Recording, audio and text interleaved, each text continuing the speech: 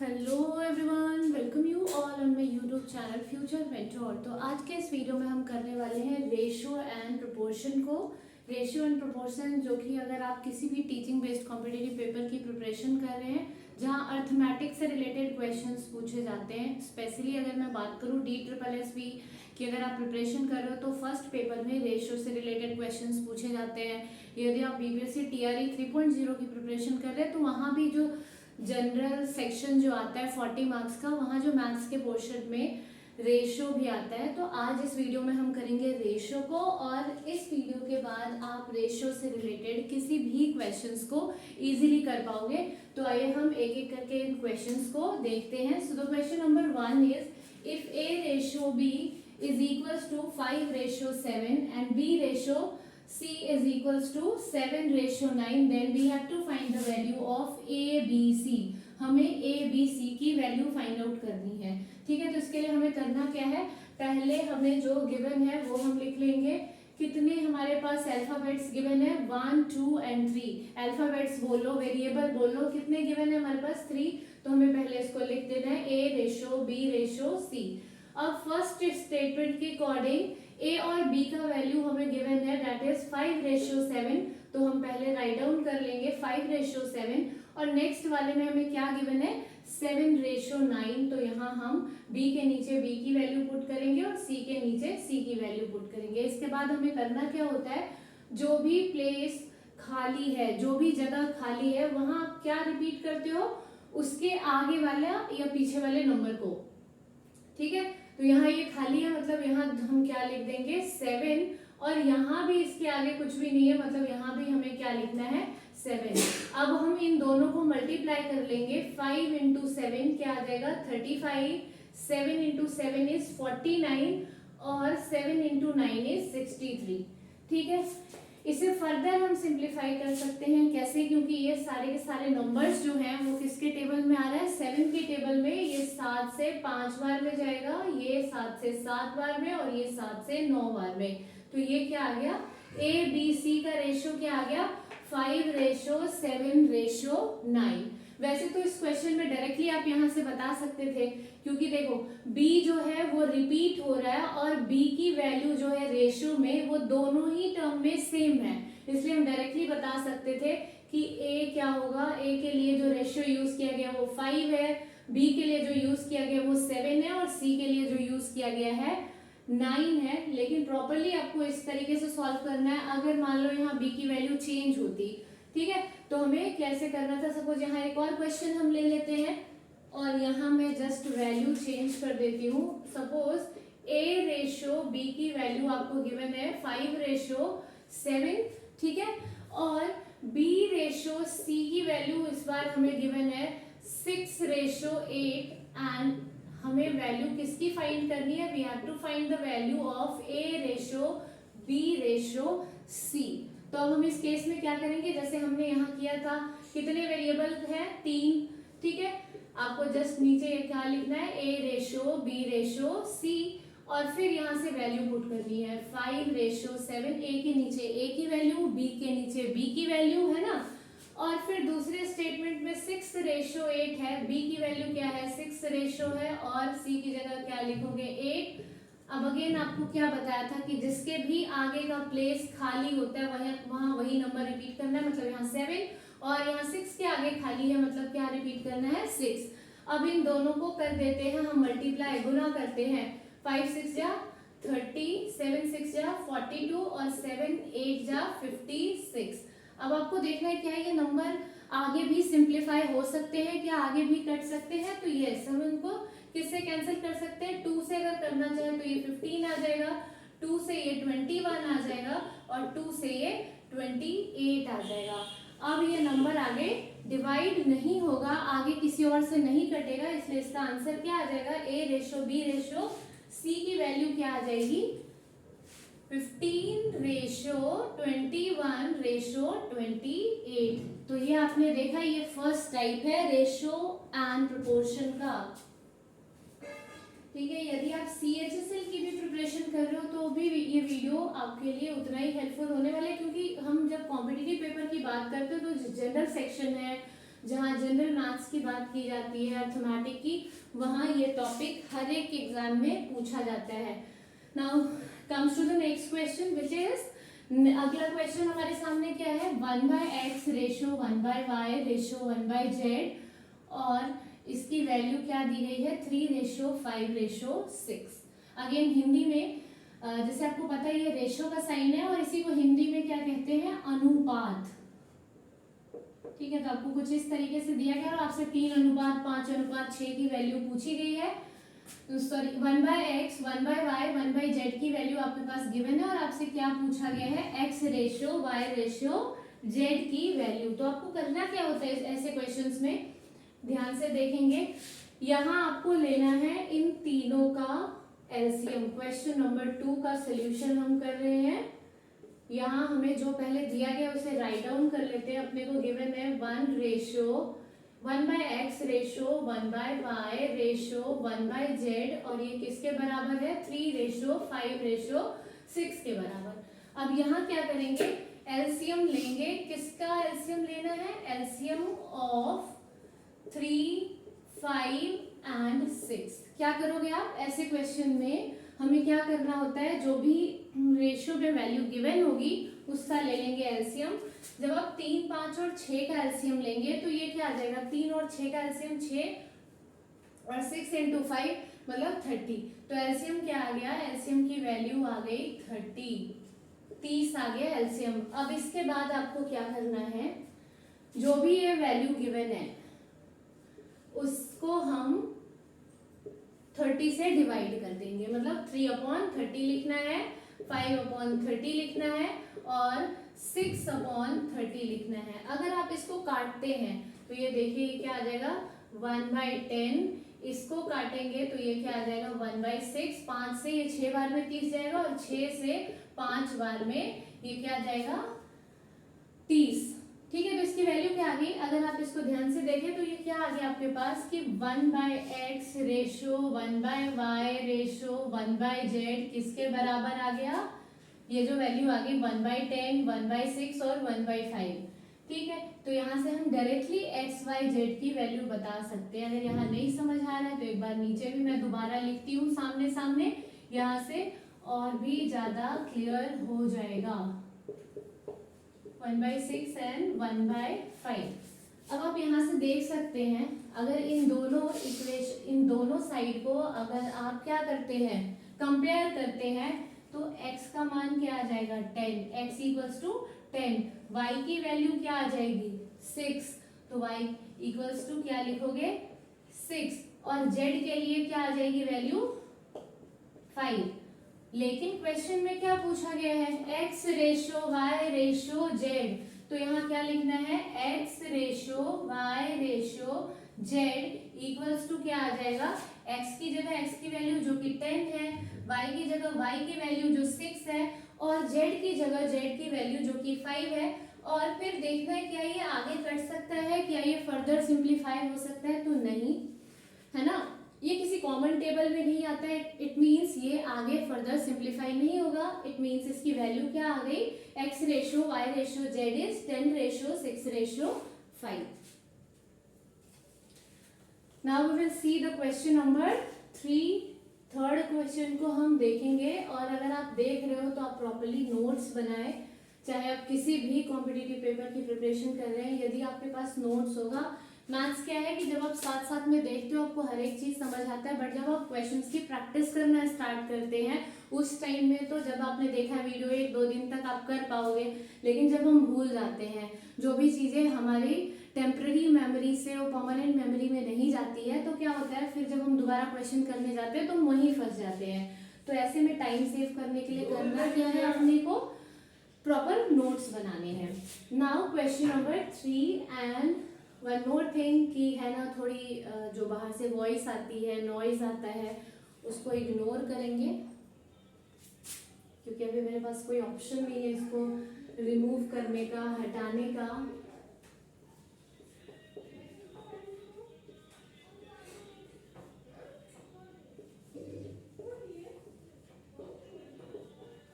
ये देखिए, ये जो थर्ड क्वेश्चन है ये क्या गिवन है कि A B C if A ratio b ratio c is equals to 2 ratio 4 ratio 7, then we have to find the value of this. हमें इसकी वैल्यू फाइंड आउट करनी है, किसकी? a by b ratio b by c ratio c by a की। ठीक है, अब देखो इसमें है क्या, a की जगह a की वैल्यू पुट करें, a की जगह क्या पुट करेंगे 2, b की जगह क्या पुट करोगे 4। अगर आगे आप करते हो तो फिर से b की वैल्यू पुट करनी है मतलब 4, c की वैल्यू पुट करनी है मतलब 7, और फिर आगे आपको क्या पुट करना है c बाय a मतलब 7 बाय 2। अब आप देख सकते हैं, आप इसको तो कैंसिल कर सकते हो, बाकी टर्म्स जो है वो कैंसिल नहीं होंगे और यही आपका फाइनल आंसर आ जाएगा। इसको अगर आप सॉल्व करना चाहे तो ये क्या आ जाएगा 1/2 रेशो 4/7 रेशो 7/2। ठीक है, तो ये था थर्ड क्वेश्चन। अब हम करेंगे फोर्थ क्वेश्चन को। ये तो बहुत ही इजी था।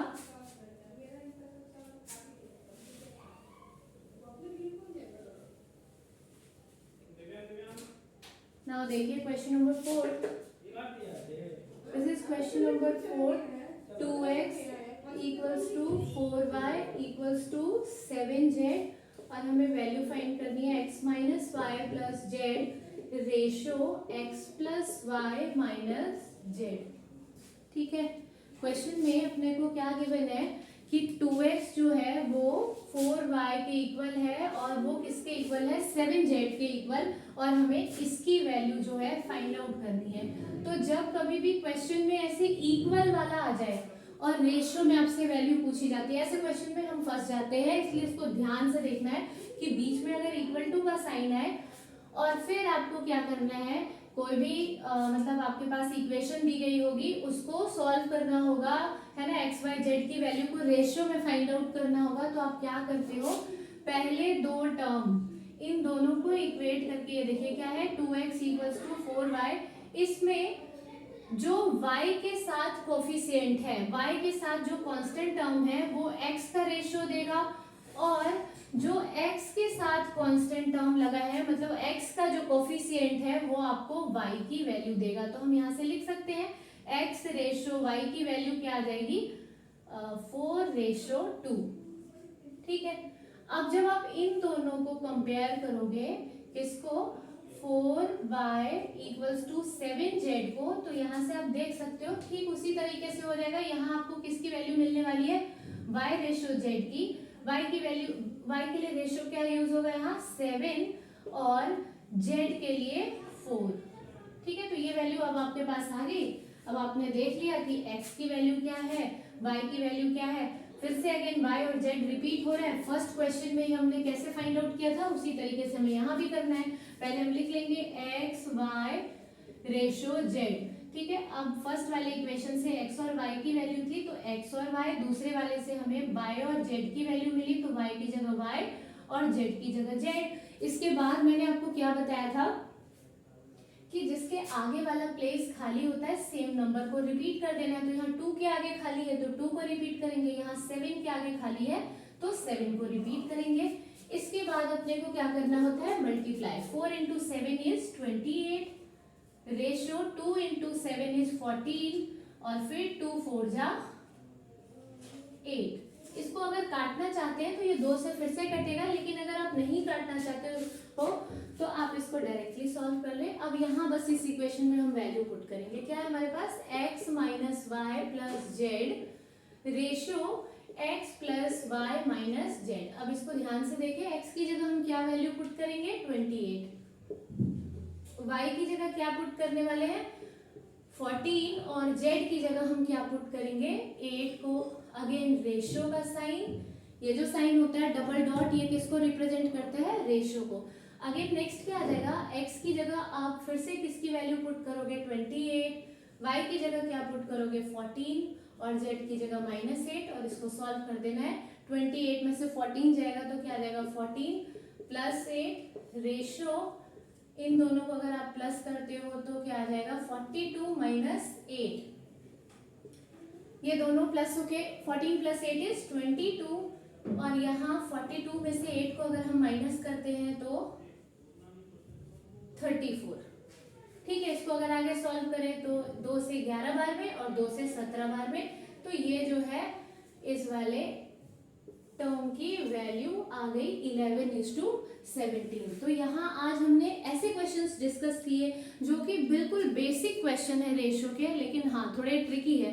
जैसे ये वाले तो फिर भी कर लेते हैं, लेकिन जैसे ये ऐसा वाला क्वेश्चन आता है हम इसको क्या करते हैं, स्किप कर देते हैं। अगर मैं बोलूँ तो ये DSSB 2023 पटवारी का जो एग्जाम होता है उसमें पूछा गया क्वेश्चन है। ये वाले क्वेश्चन की बात करूं तो ये भी DSSB में पूछा गया क्वेश्चन है। इनमें से काफी जो क्वेश्चंस लिए गए हैं वो या तो CHSL में पूछे गए हैं या फिर DSSB में पूछे गए हैं, और ऐसे ही क्वेश्चन किसी भी कॉम्पिटिटिव पेपर में पूछे जाते हैं। नाउ हम प्रोपोर्शन से रिलेटेड एक दो क्वेश्चंस को करेंगे और इसके बाद हमारा टॉपिक जो है वो एंड हो जाएगा रेशियो एंड प्रोपोर्शन का।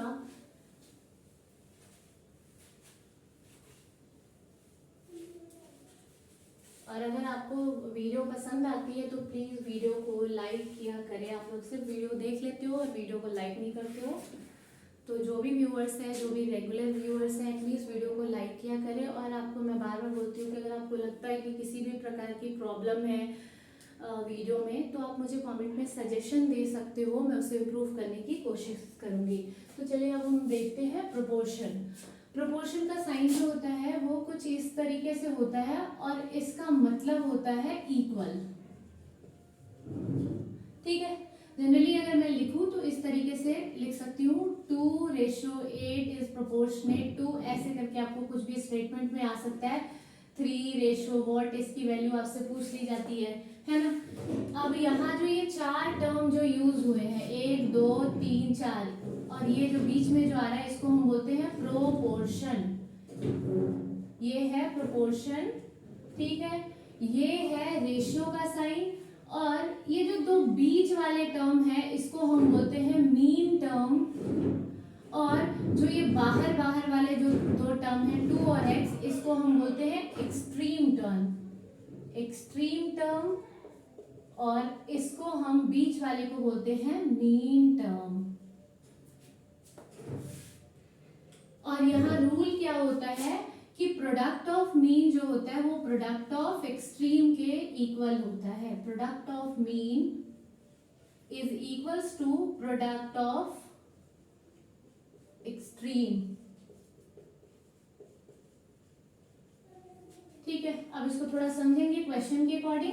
प्रोडक्ट ऑफ मीन का मतलब यहाँ जो दो मीन में क्या क्या टर्म दिया गया है 8 और 3, तो 8 into 3 will be equals to what 2 into x। अब आपको किसकी वैल्यू निकालनी थी x की, तो x की वैल्यू क्या आ जाएगी 8 into 3/2, 2 4 जा 8, मतलब क्या आ गया 12। x की वैल्यू क्या आ गई 12।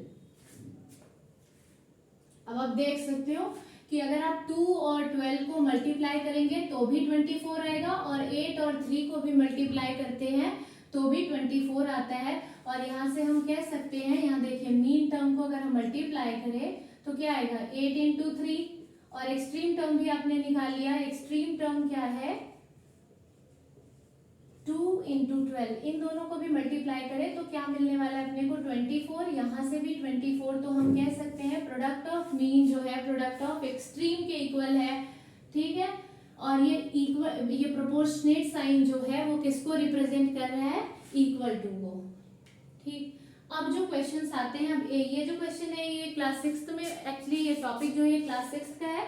ऐसे क्वेश्चंस भी पूछे जा सकते हैं, बट जनरली जो क्वेश्चंस पूछे जाते हैं वो कुछ इस तरीके से आपसे पूछा जाता है। 2-4 क्वेश्चंस हैं जो कि बार बार पूछे गए हैं, एक बार उसे हम रिपीट करते हैं। जैसे सपोज आपसे पूछ लिया जाता है कि find the third proportionate to 16 and 36। ये DSSB में पूछा गया क्वेश्चन है।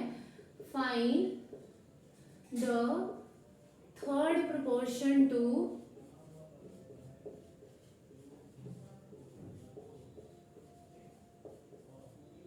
16 and 36। 16 and 36 का हमें थर्ड प्रोपोर्शन फाइंड आउट करना है। तो सबसे पहले मैं आपको समझा देती हूँ कि आखिर फोर्थ प्रोपोर्शन होता क्या है, थर्ड प्रोपोर्शन होता क्या है और मेन प्रोपोर्शन होता क्या है। ठीक है, थोड़ा मतलब ध्यान देंगे आप। अगर आपका एक बार बेसिक क्लियर हो जाता है तो आप इजीली करोगे, अदरवाइज आपको फॉर्मूला जो है वो लर्न करना होगा। तो सपोज अगर हमने 4 टर्म्स लिए 1 2 3 एंड 4, इसमें जो ये डी अल्फाबेट हमने जो लिया है ये रिप्रेजेंट करता है फोर्थ प्रोपोर्शन को। किसको? फोर्थ प्रोपोर्शन को। एक बार समझ लोगे तो आप किसी भी क्वेश्चंस को कर सकते हैं, ठीक है। और सी जो रिप्रेजेंट करता है ये करता है आपको थर्ड प्रोपोर्शन को, थर्ड प्रोपोर्शन को। अब ध्यान से देखेंगे कि अगर हम फोर्थ प्रोपोर्शन की, अगर हम इन दोनों वैल्यू को, मैं ऐसे लिखती हूँ उसको A/B, बीच में प्रोपोर्शन का साइन, और C/D, ठीक है। अब मान लो कि हमें फोर्थ प्रोपोर्शन की वैल्यू निकालनी हो तो वो क्या आएगी? पहले तो इस रेशियो को अगर फ्रैक्शन में लिखे तो ये क्या आ जाएगा? A/B। प्रोपोर्शन का मतलब अभी अभी आपको बताया कि जहां प्रोपोर्शन होगा वहां क्या लगाना है? इक्वल्स टू, और इसको क्या लिख सकते हैं? C/D, ठीक है। अब जब इस तरीके से टर्म आ जाए कि दोनों साइड इक्वल टू के दोनों साइड टर्म किसमें आ जाए? अपॉन में, तो हम क्या करते हैं? इन दोनों को क्रॉस मल्टीप्लाई। तो यहाँ से आप कह सकते हो A/D will be equals to what? B/C। और क्वेश्चन में हमें निकालना क्या है? फोर्थ प्रोपोर्शन, D की वैल्यू निकालनी है। तो D की वैल्यू क्या हो जाएगी? B/C/A। यही है रिजल्ट। इस रिजल्ट को बस ध्यान में रखना है आपको। फोर्थ प्रोपोर्शन लगाने के लिए फॉर्मूला जो यूज करेंगे वो BC/A है। और कैसे आया आप देख सकते हो। वैसे हम थर्ड प्रोपोर्शन के लिए देख लेते हैं। थर्ड प्रोपोर्शन में जो अल्फाबेट्स यूज होंगे वो सिर्फ 3 होंगे, लेकिन ABC, लेकिन यहाँ हम क्या करेंगे? एक बार B को रिपीट कर देंगे। अब आप इसको दोबारा फ्रैक्शन में अगर लिखना चाहते हो तो ये क्या आ जाएगा? A/B। प्रोपोर्शन की जगह हम क्या यूज करेंगे? इक्वल्स टू, और ये क्या आ जाएगा? B/C। अगेन हम इसका क्या करेंगे? Cross multiply. क्रॉस मल्टीप्लाई करने के बाद ये क्या आ जाएगा? A/C, और B/B इज B², ठीक है। हमें क्या निकालना है? Third proportion. Third proportion means C की वैल्यू फाइंड आउट करनी है, और C की वैल्यू क्या आ जाएगी? B²/A। तो ये क्या है आपका थर्ड प्रोपोर्शन। अब बस इस रिजल्ट को याद रखो और हम अब करेंगे क्वेश्चन को। अब हम मूव करते हैं। किसी भी क्वेश्चन को आप प्रोपोर्शन से रिलेटेड कर सकते हैं। एक और प्रोपोर्शन में जो आपसे पूछा जाता है, लास्ट है, उसे भी लिख देती हूँ। Mean proportion. Mean proportion. Mean proportion क्या होता है? मीन प्रोपोर्शन जो हम निकालते हैं वो आपका आ जाएगा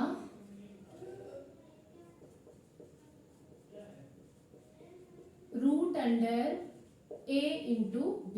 ये होता है मीन प्रोपोर्शन। अब इस वीडियो को देखने के बाद आप जितने भी रेशियो एंड प्रोपोर्शन से related question, mean proportion, third proportion, fourth proportion वाले क्वेश्चन है उनकी प्रैक्टिस करना, साथ ही रेशियो से रिलेटेड जो इक्वल्स टू वाले क्वेश्चन है उनकी प्रैक्टिस करना, और देखना कि आप क्वेश्चंस को सॉल्व कर पा रहे हो या नहीं कर पा रहे हो। क्योंकि एग्जैक्टली हमें तभी पता लगता है जब हम खुद से क्वेश्चंस की प्रैक्टिस करते हैं। So this question is find the third proportion of 16 and 36। इस वाले क्वेश्चन को देखिए, हमें क्या निकालना था? Third proportion. और थर्ड प्रोपोर्शन के लिए हमने फॉर्मूला क्या देखा? C = B²/A। चलो हम पहले नंबर लिख लेते हैं। क्वेश्चन क्या था? 16 एंड 36 का क्या निकालना है? थर्ड प्रोपोर्शन, ठीक है। थर्ड प्रोपोर्शन के लिए फॉर्मूला क्या है? C = B²/A। अब यहाँ पे B क्या है? B ये वाली वैल्यू है और A ये वाली वैल्यू है। तो क्या करना होगा? 36 का स्क्वायर मीन्स 36 × 36 अपॉन में क्या जाएगा? A। तो A की जगह क्या पुट करोगे? 16। अगर हम 4 से कैंसिल आउट करेंगे, 4 4 जा 16, 4 9 जा 36, अगेन 4 1 जा 4 और 4 9 जा 36। क्या बच गया? 9 × 9। 9 × 9 क्या होता है? 81। तो थर्ड प्रोपोर्शन की वैल्यू क्या आ गई? 81, ठीक है। इसके साथ हम देखते हैं नेक्स्ट क्वेश्चन को। Find the fourth proportion of 4 9 and 12। Next question is, यही सॉल्व कर देती हूँ। नेक्स्ट क्वेश्चन क्या है? हमें 4 9 एंड 12 का क्या फाइंड आउट करना है? 4, 9 एंड 12 का हमें फाइंड आउट करना है fourth proportion. Fourth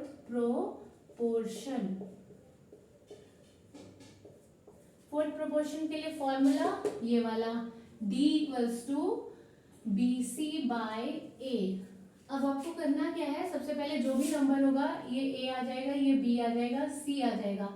D equals to BC मतलब 9 इंटू 12 अपॉन में आप क्या रखेंगे, A की वैल्यू जो कि 4 है, इसको सॉल्व करेंगे। 4 1 जा 4, 4 3 जा 12 और ये क्या आ जाएगा 9 इंटू 3 विच इज 27। तो ये 27 किसकी वैल्यू आ गई, D की वैल्यू। D क्या है, फोर्थ प्रोपोर्शन। तो आपने क्वेश्चन देख लिया किस किस का, कि हम थर्ड प्रोपोर्शन कैसे फाइंड आउट करते हैं, हम फोर्थ प्रोपोर्शन कैसे फाइंड आउट करते हैं। वैसे एक और लास्ट क्वेश्चन, और ये जो है इस टॉपिक का लास्ट क्वेश्चन है, that is to find the mean proportion of the given number. जो भी नंबर हमें गिवन होगा उसका मीन प्रोपोर्शन हम कैसे फाइंड आउट करते हैं।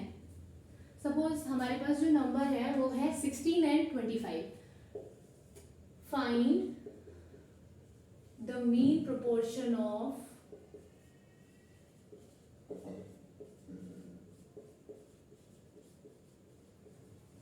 of 16 and 25। तो अभी आपने देखा मीन प्रोपोर्शन का फॉर्मूला क्या होता है, रूट अंडर ए बी। ठीक है, अब यहाँ देखो जो फर्स्ट वाली वैल्यू है वो क्या हो जाएगी a, जो सेकंड वाली वैल्यू है उसको हम क्या लेंगे b। निकालना क्या है हमें, क्या फाइंड आउट करना है, मीन प्रोपोर्शन।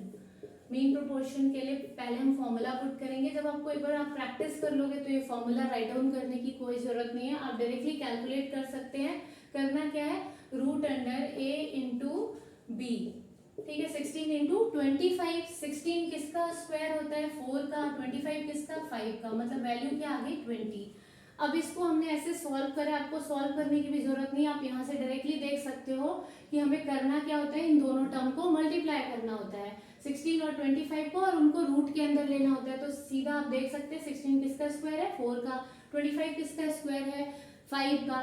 तो आप 4 और 5 को गुणा कर देंगे, तभी आपको क्या मिलने वाला है, मीन प्रोपोर्शन। तो ये सारे कुछ क्वेश्चंस थे रेशियो एंड प्रोपोर्शन से रिलेटेड, जो कि वेरियस कॉम्पिटिटिव पेपर में पूछे गए हैं। एक बार DSSB या CSSL का पेपर भी आप उठा के देख लेना, उनमें भी ये क्वेश्चंस पूछे गए हैं।